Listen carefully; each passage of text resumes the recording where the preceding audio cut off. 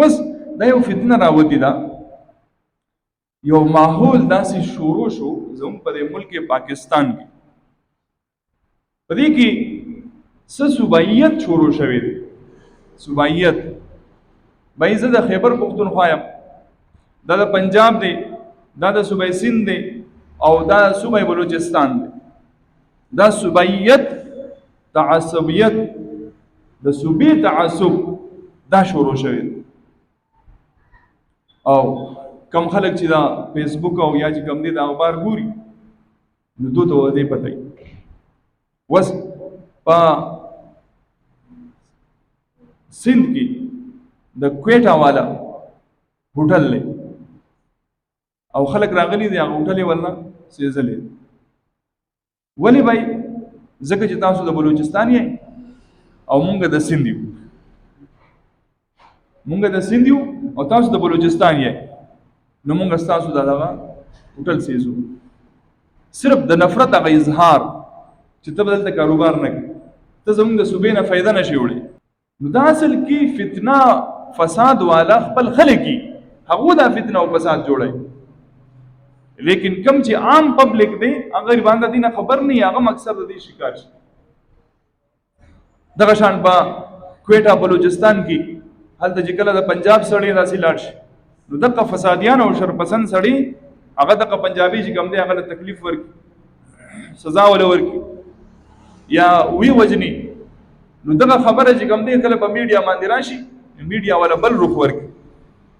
نو د دو بزله کې د بلوچستان د بلوچ خلکو د هغو نفرت ورواچي نو دا یو ماحول په دې پاکستان کې شروع شوی دی نو اول نمبر دا چې مسلمان با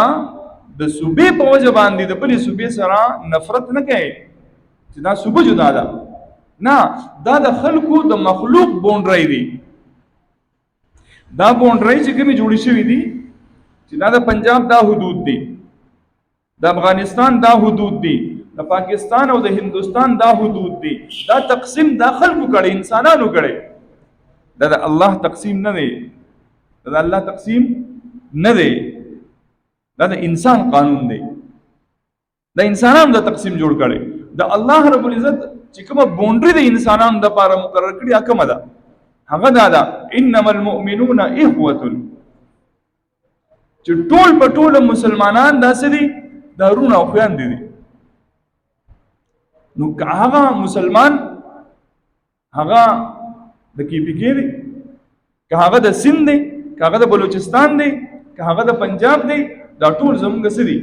دارونه دي او که هغه د بهر ملک دی وس کته په دې خبره باندې تعصب کې د بل سره چې زما جبه پښتو د زه پښتو وایم چې زما سره څوک پښتو جبه وای